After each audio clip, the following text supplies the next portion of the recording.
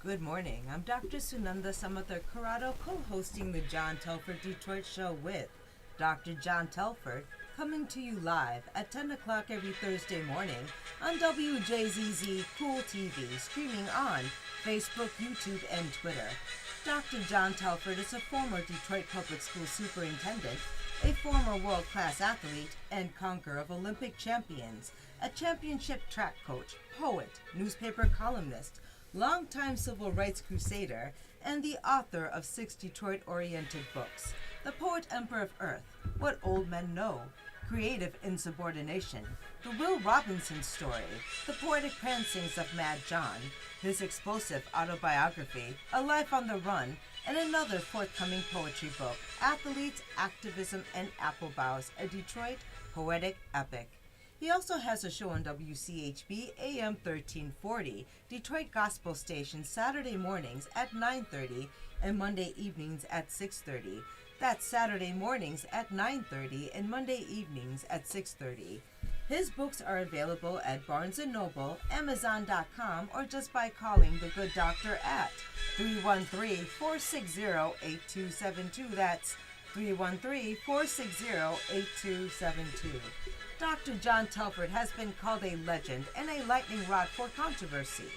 He has received the Detroit City Council Spirit of Detroit Award and the Joe Louis Foundation Spirit of the Champ Award. He was named Wayne State Alumnus of the Year in 2001, and a Detroit track was named in his honor.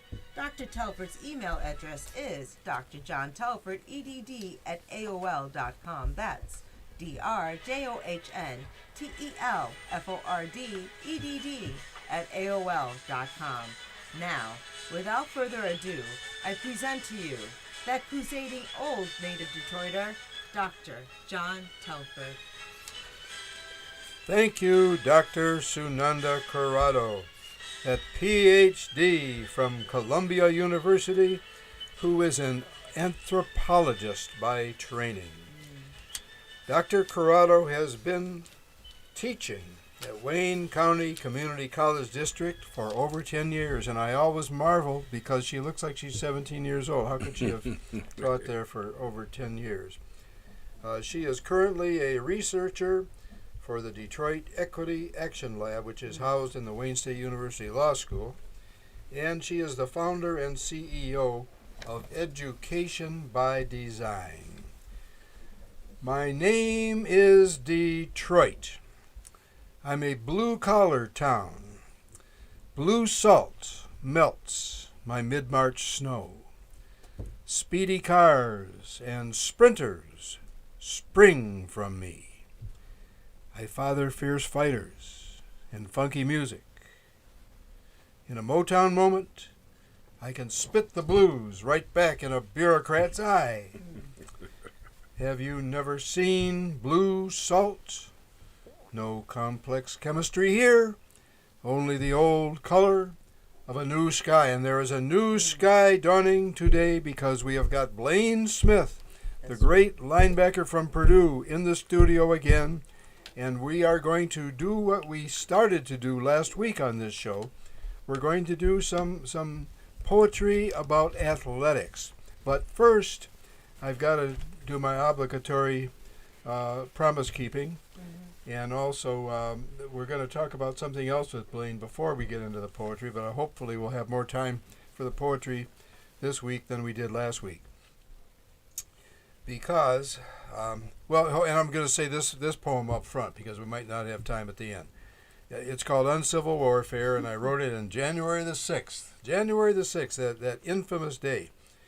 On this evil and fatal occasion of the Capitol building invasion, the traitor Trump's collusion demands his execution.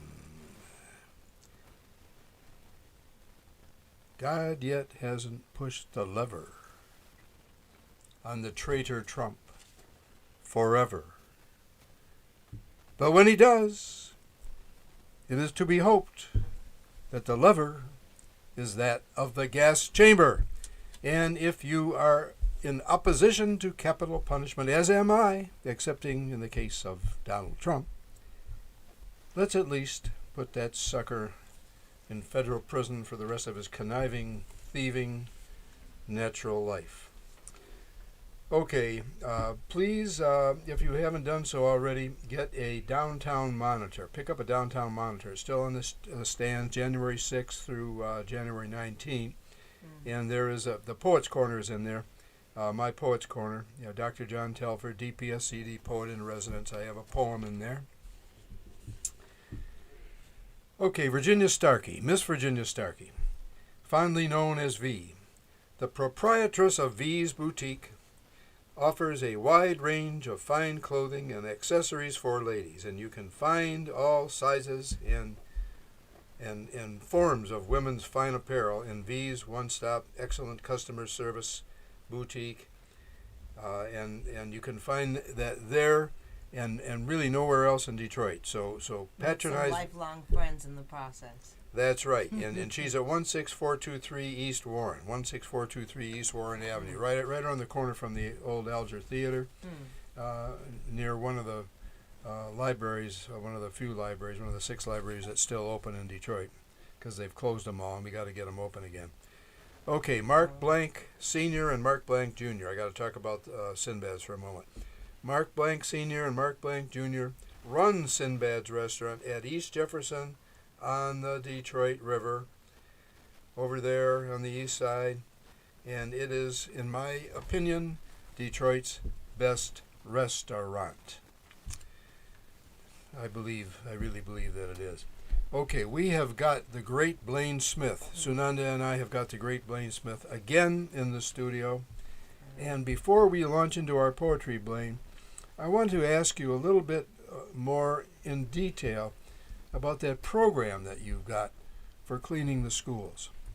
Yeah, because Vito just closed the schools longer, right? He closed the schools until, the 18th? No, and they now moved he's it. They extended moved it back to the 31st. to February. So our children will not be in school until maybe Valentine's Day.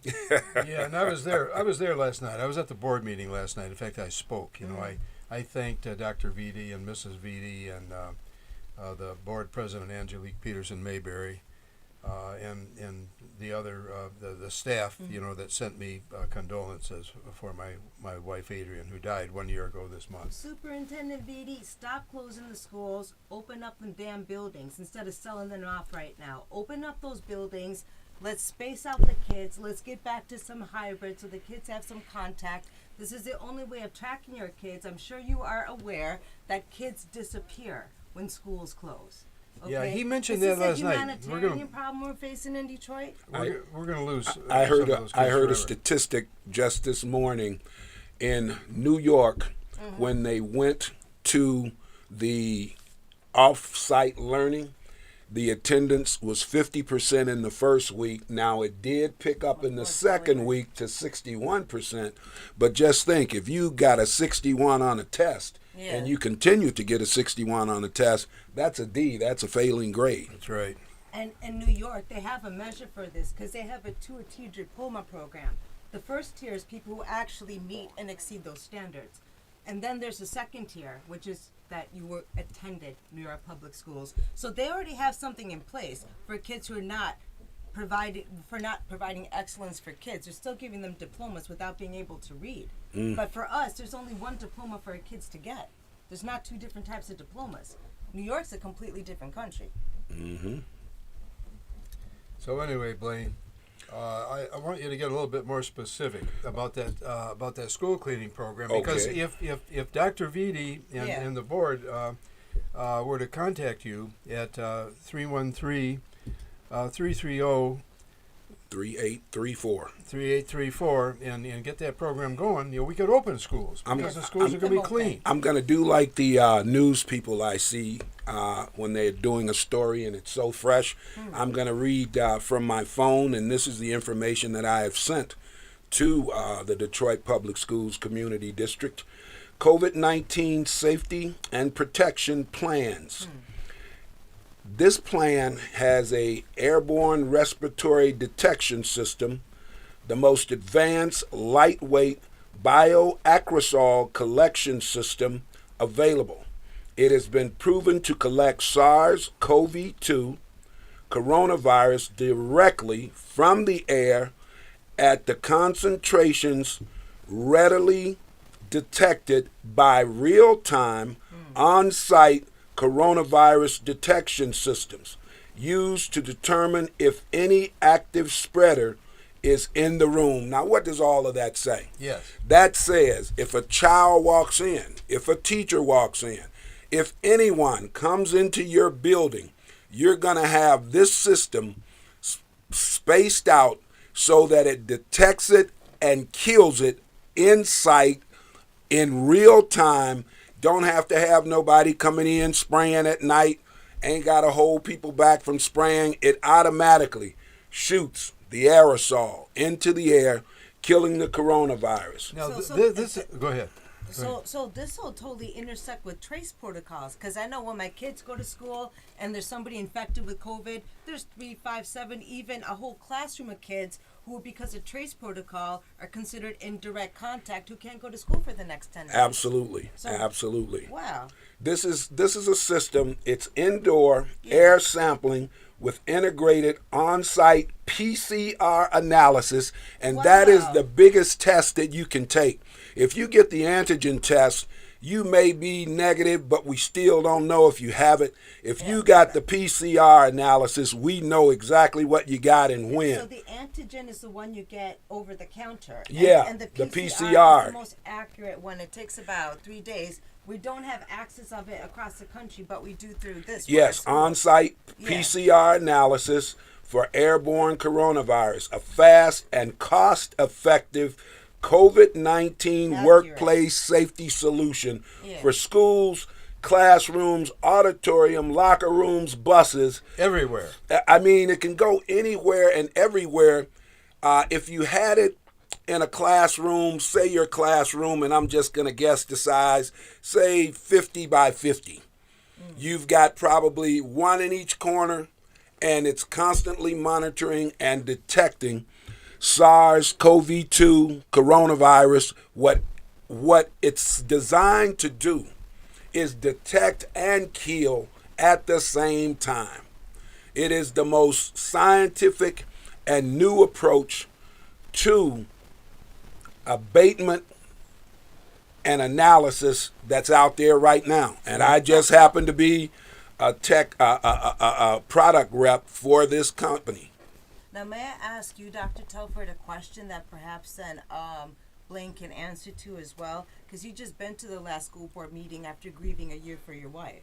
What's this right? say? So God bless What's you. this say? Detroit Public Schools Community District. Students rise, So we all rise. Students rise, we all rise. So we were just there yesterday with V from V's Boutique, because she's always in her fingers in everywhere. Yeah, she and, took and me with there. Mother Moore, right? And so did VD say anything about what the student to teacher ratio is right now? Because perhaps that's part of the reason they have to close the schools. Well, they asked him some questions that he could answer and some that he couldn't answer, and was going to get the data for. But the main thing that I want to impress on Dr. Vitti and the school board and all of the school leadership today is that this is an innovative program that where else is it being used, Blaine?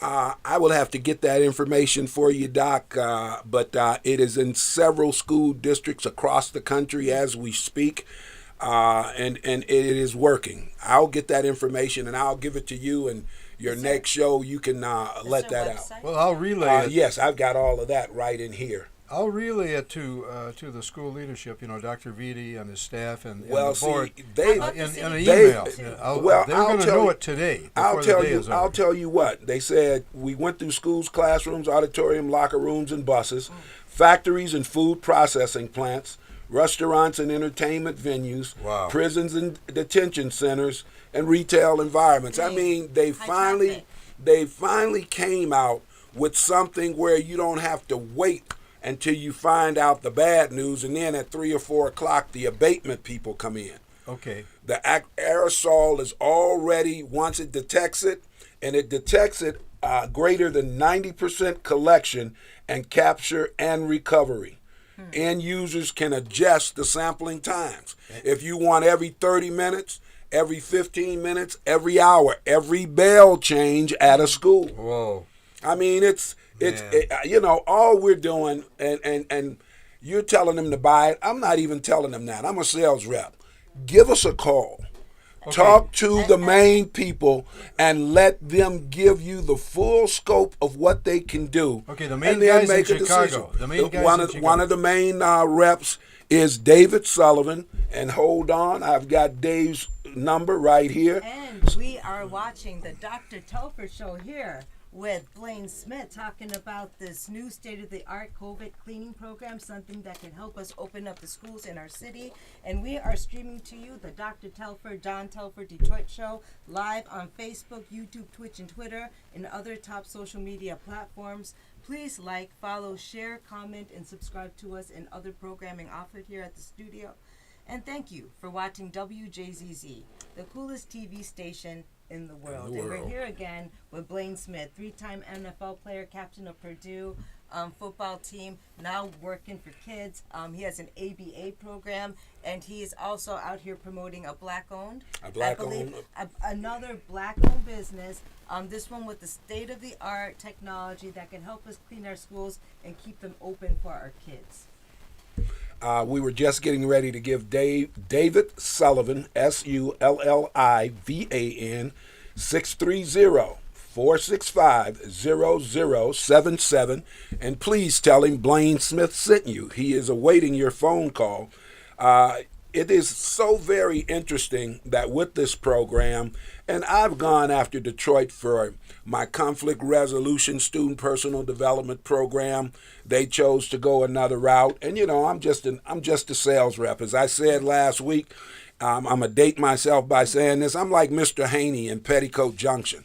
I've always got something good for you, and this is good for the system. It's good for other school systems in and around Metro Detroit too. This is just not a Detroit Public School Community District thing we're trying to get.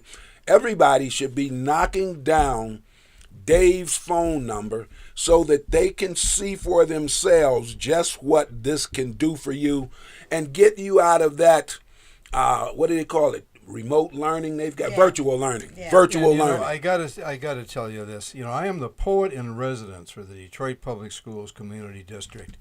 I was at Southeastern as my home school, for 3 years, and now I'm at Frederick Douglass Academy. And I have just sent 2 virtual poetry lessons to my team teacher, Mrs. Kyria Gore, who is a master teacher, certified master teacher. Yeah, but it's not the same. I mean, I've taught literature. I've taught just about everything in the Detroit Public Schools, and I've administrated there. I've been the superintendent there. I've been an executive director there. I am frustrated to have to do this remotely. Yeah. Because when I teach my poetry, I'm not just teaching poetry and teaching literature. I'm teaching life. But it's very difficult to do that remotely. I like to see the kids face to face, eyeball to eyeball. And not only that, we're losing souls. We're losing kids. We cannot track them when they don't come to school. And if they haven't been coming to school for the last 2 years, and we're talking about juniors and seniors, where are we going to find them? We're going to find them in the streets. We're going to find them doing things they shouldn't be doing. We're going to find them in prisons. We're going to find them in graveyards. We have got to get the schools reopened. This isn't just about the beauty of learning. This is about safety and protection. Cleanliness is next to godliness. Let's keep our schools open. They missed the number one thing with virtual learning, and that's human contact. Yes. The best way I can get to you is you see the humanness in my face, my eyes, and my expression to you. In my student personal development program, we work with teachers, and they say, when should I get ready? This is Blaine Smith and Associates, my student personal development program. I tell teachers and administrators, when you turn and get into the neighborhood and you start passing children and parents in your school district, you need to look the part that you want to play. Right. You got to look the part that you want to play. You can't get it up when you walk into the classroom. They've got to see you driving down the street, ready, studious, and ready to reach those young minds. I've got one other thing I want to say about the abatement program. It's two filter options covering both indoor and outdoor environments. Simple extraction protocols. Captures all classes of airborne bioaerosol threats, including viruses, molds, bacteria, and spores. Lightweight, 6 pounds, including the battery. Air and surface purifying technology inactivates over 99.9% of highly concentrated airborne SARS-CoV-2 viruses in an enclosed setting in just 3 minutes. See, we're talking about high-tech stuff getting done without you having to close anything down and bring somebody in at night or in the evening or whatever the case may be. And you know what? This could bring DPS into a role of leadership across the country, because VD can not only just bring it to the Detroit public schools, which is about 50,000 kids, but the charter schools, which are 50,000 kids who don't have that kind of accrued budget that Detroit public schools can. We can basically furnish the safety of the whole city just through the leadership of Detroit public schools, and they can even alleviate some of the burden of the financial expensive of charter schools even having to keep themselves clean if the account's just open enough to have that many clients. They could be at the forefront. We could be at the forefront of something instead of trailing some other city and trying to get what they've got. We can go tell them this is what we have and it's working. I just want to do one more quick thing. Unlike conventional passive filtration-based air purifiers, our air and surface purifying technology works immediately and does not require capture or exposure time. Wow.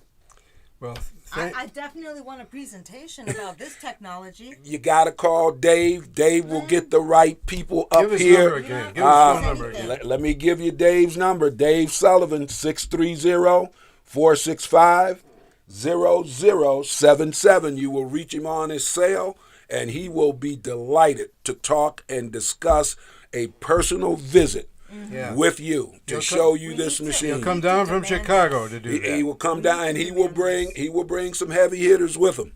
Okay. He will bring the heavy hitters who designed and developed this with him. Well, if he's got any heavier hitters than you, I would be surprised. Well, see, I'm just a product rep. Like I tell people, what did the Bible say about John the Baptist?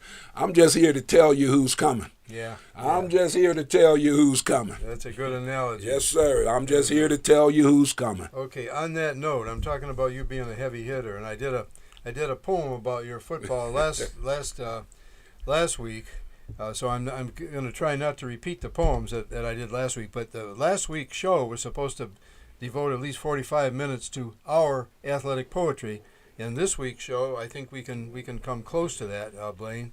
I'm going to start with an athletic poem called "Lo and Billy and Buddy and I," and that's in my the Lifelong Poetic Prancings of Mad John, which was published by Detroit Inc. Detroit Inc. Publishing. Lo and Billy and Buddy and I. Lo was Lorenzo Wright, the great Olympic long jumper and gold medal relayist, 400-meter relay. Billy was the great Bullet Billy Smith, about whom I read my favorite poem last week, so I probably won't read it again unless I've got time at the end of the show.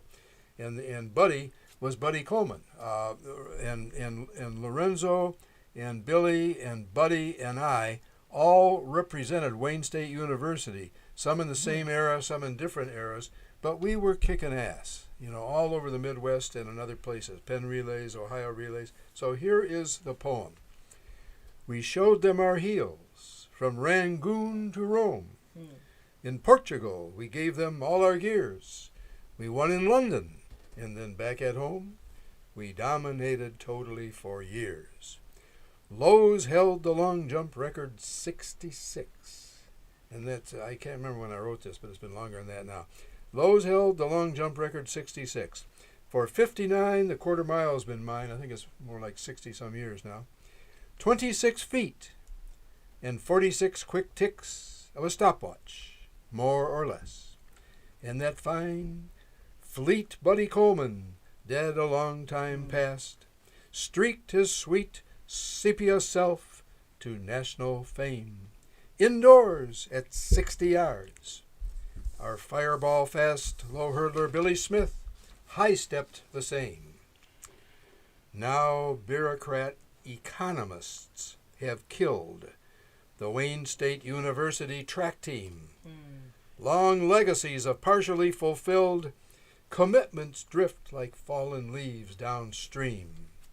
Our children join no more that native chain of champions who linked our school to fame, with headlines coast to coast and hill to plain, and graduated, stayed home with the aim of serving in the Motor City scheme as teachers, coaches, hundreds of them, seers who toiled toward restoration of a dream and spawned rebirth from 12th Street's after years. That was 12th Street where the riots started in 67.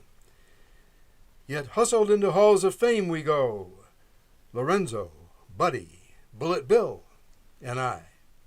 Officials name right field after low, but such enshrinements pale when programs die. Our marks are bedded in a dried up stream, while Wayne State U still boasts a tennis team. And let me tell you, at one time, every phys ed major who came out of Wayne State University was taught by David L. Holmes, my great coach, my Hall of Fame coach, David L. Holmes. And many, many, many of them, there was a time when every track coach in the city had been taught and trained by David L. Holmes or coached in athletics by David L. Holmes. And we've got to get back to that again. We've got to get back to that again. Okay, Blaine, it is your turn to do a poem on athletics. Yeah, this is actually not a poem. This was read before every Purdue game. Probably, I don't know when it started, but I was at Purdue, and you're getting ready for a 1:10 kickoff, and it was read by a guy by the name of John Huntman, and it is, I am an American. I am an American. That's the way most of us put it, just matter-of-factly. The words are plain words. Those four you could write on your thumbnail or sweep across this bright autumn sky. But remember, too, they are more than words. They are a way of life. So wherever you speak them firmly, speak them proudly, speak them gratefully. I am an American. The reason I brought this is because as a young guy from Gary, you're from a city that they used to call Chocolate City, much like Detroit. The majority of people were black. And in Indiana at the time, they always thought of Gary once you crossed US 30 and started heading south, they called Gary the region. So you had never heard words spoken like this because we knew we were American, so it was no doubt. But when I get to Purdue as a freshman and I finally make the varsity, because they don't do it for JV games, and this was back in 73 before Title IX came to pass in 74 and there were only varsity sports. I had never heard it until the 8th, it would have been the 9th game of the year, and I finally heard it. And for my next 4 years at Purdue, this was read before every home game by John Huntsman. So it gets to be part of your credo, who you are and what you stand for. But I remember that. It brings you right back standing on the field, standing in the tunnel, waiting to come out and, get busy on a Saturday afternoon with whomever is on the schedule. But I Am an American by John Huntsman. I love that. I love that. And with that... And you are watching the John Telford Detroit Show, coming to you live on Facebook, YouTube, Twitch, Twitter, and other top social media platforms. Please like, follow, share, comment, and subscribe to us.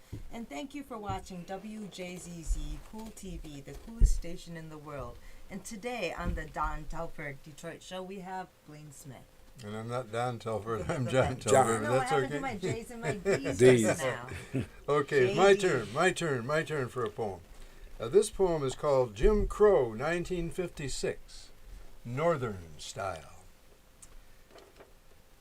When this Motor City white boy and his 3 black sprinting teammates won the college mile relay at the 56 Penn Relays, their coach took them to a restaurant on the Pennsylvania border with the promise that he'd treat them to steak dinners at this restaurant. But the waiter wouldn't serve them. So they left that racist restaurant and drove off into the darkness. Then eventually, still famished, those victorious young runners gobbled down some greasy burgers out there somewhere in Ohio at a dingy all-night diner. But actually, those burgers tasted wonderfully good. Okay, a little background on that. Actually, our coach, David L. Holmes, took us, we had won the Ohio relays in the 880 relay, the mile relay, beat Michigan State. We're beating everybody. He took us to the Penn relays the next week in Philadelphia. And those athletes were Ralph Williams from the island of St. Kitts and Ralph D. Carter, Dr. Ralph D. Carter, later became a professor at Rutgers, who was a Marine Corps quarter mile champion.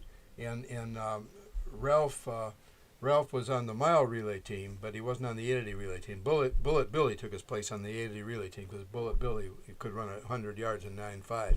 And the other runner was Cliff Hatcher, the great Cliff Hatcher, my best friend of 50 years. He's passed now.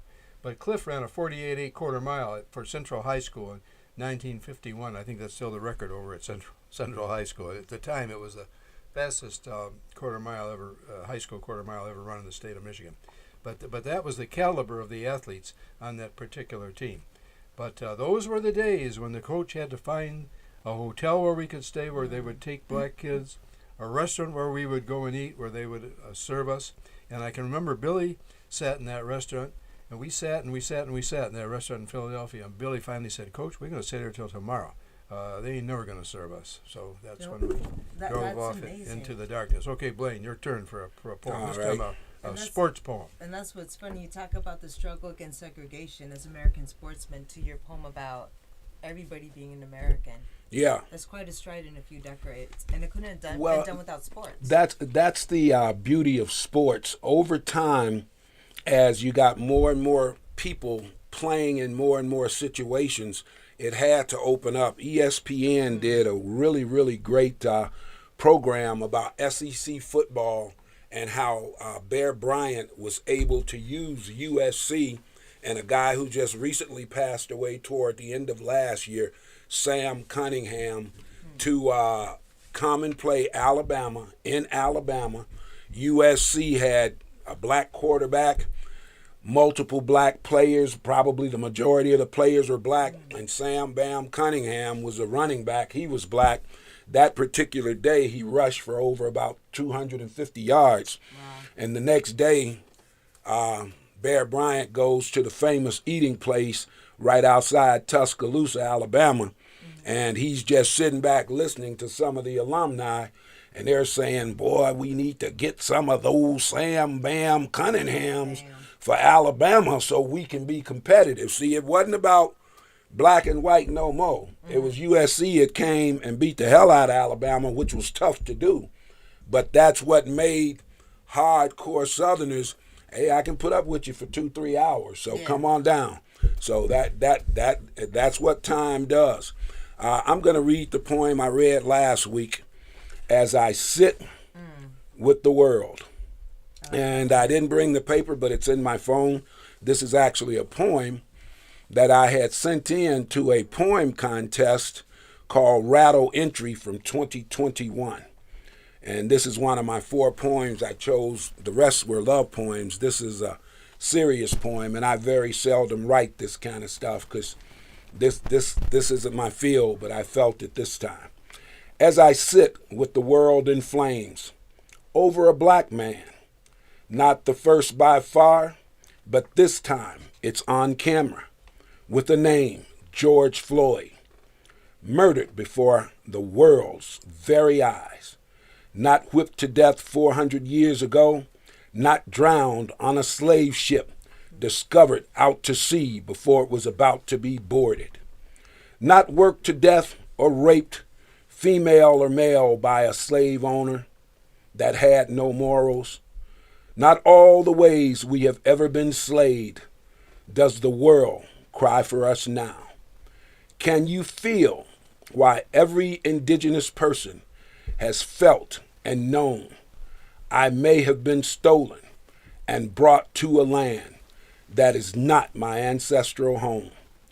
But now my oppressors task me to help them make the stolen land their shining home. As I sit with the world, I can feel, see, and hear our pain, reliving it with all the Africans captured. I am there. My one desire, as I've been trained as a warrior by you, Sunday school, Cub Scouts, Boy Scouts, patrol boy, safety guard, awkward in gym class, but I began to grow into myself. Football, all the practices. Wrestling, basketball, all the practices. Baseball and track. Find a sport and make it your own. All you have cheered me, I grew to love the adoration. Early in GI, the community, the crowd was there. Chocolate City, no worries, no cares. Moving on to college and to the pros, a true connection never would I have known. Some would cheer, not for the person, but for the game jersey, the uniform they held so dear. I played all out, I left no doubt. Superior play, I was made that way. In the game, I was praised by all. But after the game, I noticed something quaint. That if I stood as a man, and that's what I am, played and graduated from Purdue, played a little in the NFL too, it appears now that some of my teammates and some of my fans will hate I played the game with you at all. You know, that's a really powerful, powerful poem. And it's about more than athletics. That poem is about more than athletics. You know, what we were was hired mercenaries. Yeah. And, of course, I was white, but all my relay teammates were black. And we were hired mercenaries. I can remember when I went to Wayne State, you know, they gave me a scholarship, a tuition, books, room, and board. And I can remember one time I made the remark, I was naive. I made the remark to somebody in front of one of the authorities at the school. They hired me to run track. No. We did not hire you. You know, you're on scholarship. Athletic scholarship. Yeah. You're a student athlete. Yeah, they corrected me really fast. You know, I did not get hired.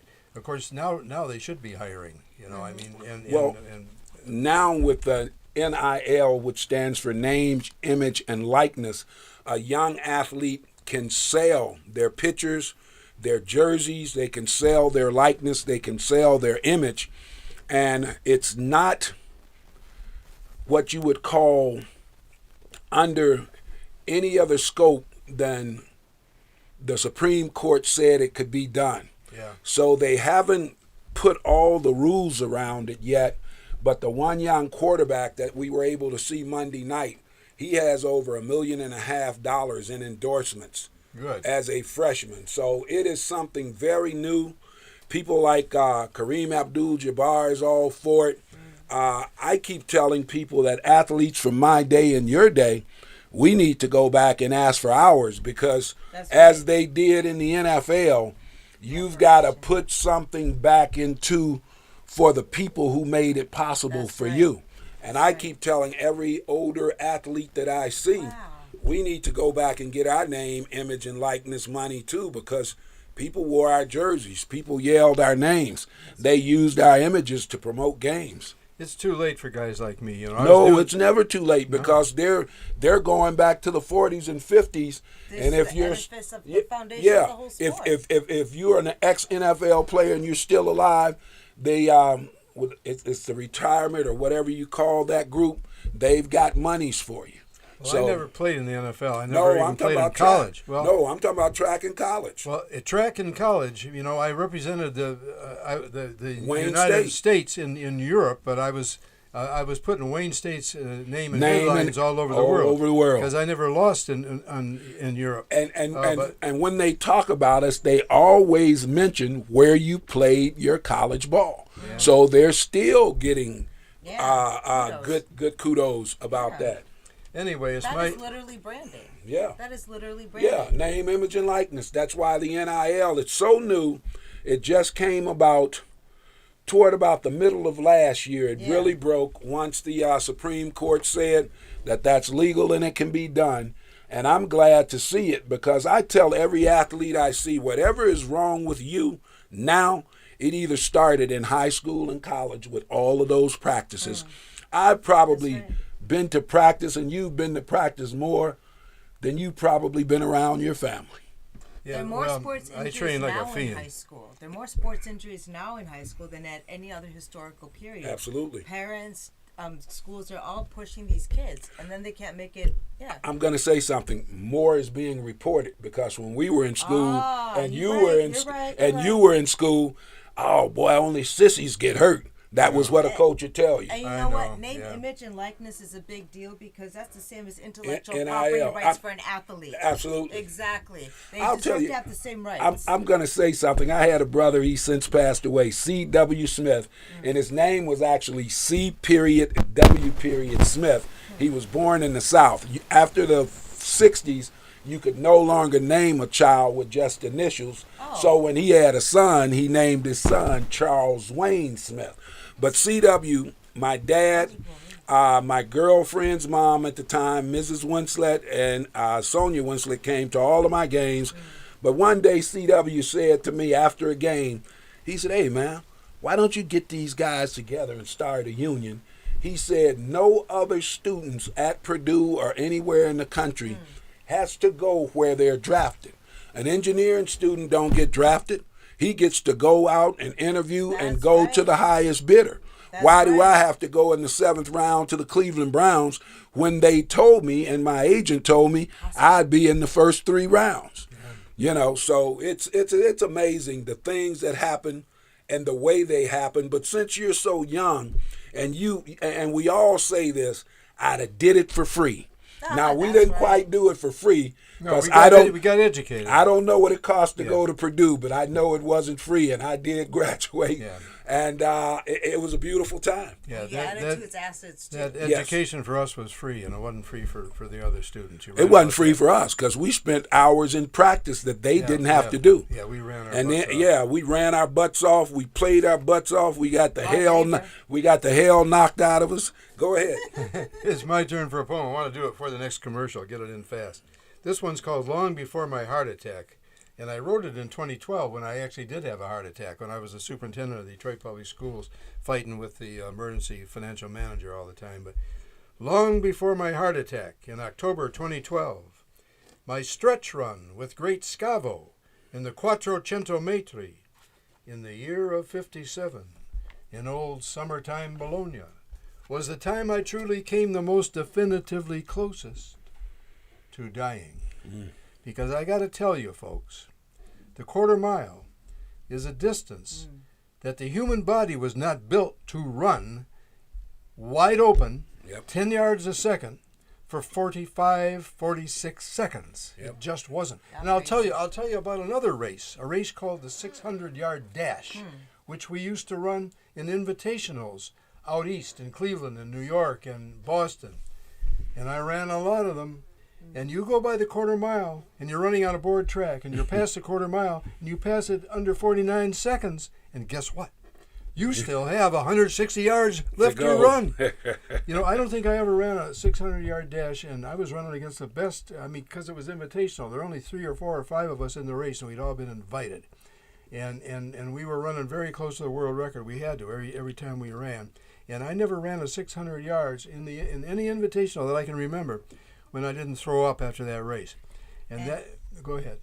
And you are watching the John Telford Detroit Show We are swapping poems today. Dr. John Telford, arguably the greatest runner in Wayne State University track history, and the great Blaine Smith, three-team NFL player, captain of the Purdue team, and they're not only swapping poetry about their experiences as athletes through racism and the history of America, but we're also here talking a little bit about education and safety for our kids here on out. Yep.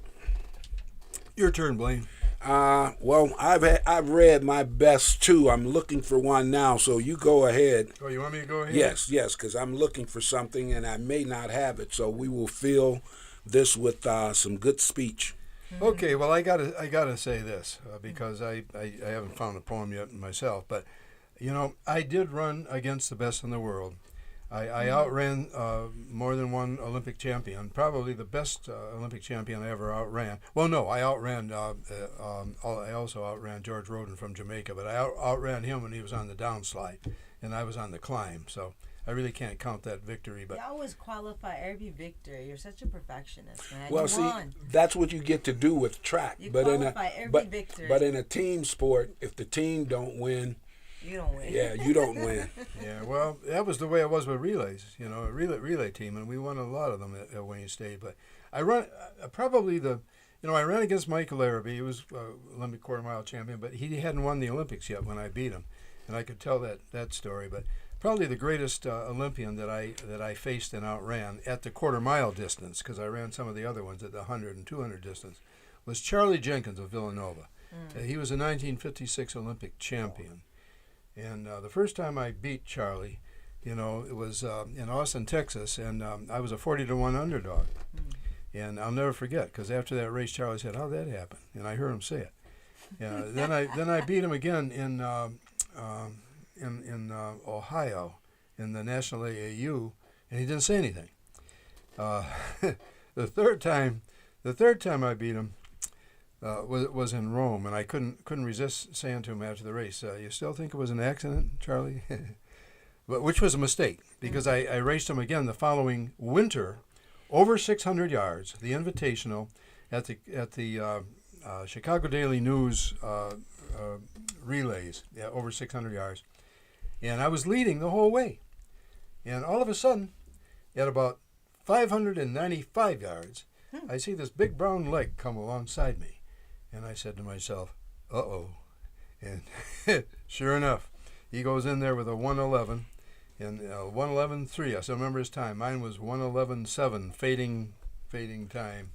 Doc, I found something. It's not a poem that I wrote, but any NCAA tournament fan will realize the next words I'm about to give you. And I put this together for the Detroit Central football team, the players, so they would know what it was like to play in large-scale games where everything that mattered. And here we go. Let's go. Is it time for a commercial? How many commercials have we done? We have done all of our commercials. We've done them all? Okay. Yep. And now we only have 8 minutes left. Here we go. Okay. 7 minutes. Okay. One Shining Moment. Words by David Barrett Hodges. The ball is tipped, and there you are. You're running for your life. You're a shooting star. And all the years, no one knows just how hard you've worked, but now it shows. In one shining moment, it's all on the line. One shining moment, they're frozen in time. But time is short, and the road is long. In the blinking of an eye, the moment's gone. And when it's done, win or lose, you've always did your best. 'Cause inside you knew that one shining moment, you reached deep inside. One shining moment, you knew you were alive. Feel the beat of your heart. Feel the wind in your face. It's more than a contest. It's more than a race. And when it's done, win or lose, you've always did your best. 'Cause inside you knew that one shining moment, you reached for the sky. One shining moment you knew. One shining moment you were willing to try. One shining moment. You know it's my turn for a poem again. Yep. And this is one I wasn't going to read, but I'm going to read it now because it's apropos to what that poem just talked about. You know how hard we have to work to get at that level. People don't understand. You know, you can be a quarter miler. Oh yeah, I ran 55 seconds, 53 seconds. I was a quarter miler. Well, we're talking about world class and more than world class. Mm-hmm. I mean the 0.001% of the best in the world, of millions and millions of quarter milers around the world. But this is what you got to do to get there. I call this poem "Ritual of the Red Haze," and I wrote it in 1956 when we were taking workouts like this. 4 times 330-yard runs. Wow. All of them scorchingly hot as 10 suns. Each run in 34 seconds apiece, and dashed back to back with scant rest without cease. After those dashes were sprinted and done, under the sweltering near summer sun, all we would see of our world for a while was a blood-blurry haze, so we'd puke up some bile. And still we'd see red right in front of our eyes, with shooting pains ripping our rubbery thighs. These visceral runs stabbed me deep in my gut. That challenging, unworldly workout was what Billy and Ralphie and Clifford and I, and unhappy teammates who just happened by, described as our ritual of the red haze, with nothing but redness wherever we'd gaze, a test diabolic created to craze. The mere thought of such madness could make a man cringe, or embark on a beer and potato chip binge. 'Twas indeed an ordeal designed to unhinge. That poem is about crazy athletes, because this isn't a metaphor. They're literally seeing red. They ran so hard that they busted the blood vessels in their capillaries. They're That's right. literally seeing red. There is no symbolism here. It's completely a But literal poem. that's the beauty of athletics, Oh my God. because unless you've been put to that test and you know you've passed that test, like you say, on a many a day. This just wasn't one time. This was y'all workout. That's right. This was the workout. You're going to do that every time coach yells it out, and he wants to see you sprint to that line with a smile on your face. I found out going to Purdue, had a dude named Jim, trying to think of his name. I shouldn't forget him because he lived right up the street from my dad once we bought the new house. But anyway, he was at Purdue. He was on the 68 state state basketball team from Gary, Indiana. Jim Nelson or Jim Rogers. He went with both names sometimes. Jim Nelson or Jim Rogers. And when I got a scholarship to go to Purdue, he said, Blaine, remember, at Purdue the walls talk. So when you're sitting around with other athletes and you don't know them and they don't know you, they're going to run back and tell coach. But this is what I'm going to tell you. That's how it is with dancers, too. Yeah, be the first one in practice and the last one to leave. Yeah. And that way they know you're serious. Don't ever be late and don't ever be in a rush to get out the locker room. Well, my freshman year at Wayne State, I did not follow that rule because I was so used to winning in high school. I had nobody can beat me. But I ran against Mel Whitfield when I was 18 years old, and he was running for the U.S. Air Force. He had run for Ohio State. He had won 2 Olympic titles, and he kicked my ass. Mm-hmm. And I said to myself, how did this happen?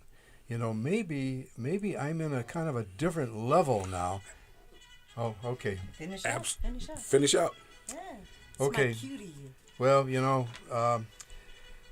don't be a dummy who hesitated. Hasten to get yourself vaccinated. We need immunity in our community. And we are not done having the great Wayne Smith on our show. You will see him on many episodes into the future. Amen. With Dr. John Telford. And you've been listening to the John Telford Detroit Show with Dr. John Telford and co-host Dr. Sunanda Samadar on WJZZ Cool TV on Thursdays from 10 to 11 in the morning. streaming on Facebook, YouTube, and Twitter. It was the late, great Dr. Wayne Dyer who said, Dr. John Telford has a warrior's heart and a poet's soul. Listen also to Dr. Telford on WCHB AM 1340, Saturday mornings at 9:30 and Monday evenings at 6:30. And tune in again next Thursday morning at 10 o'clock.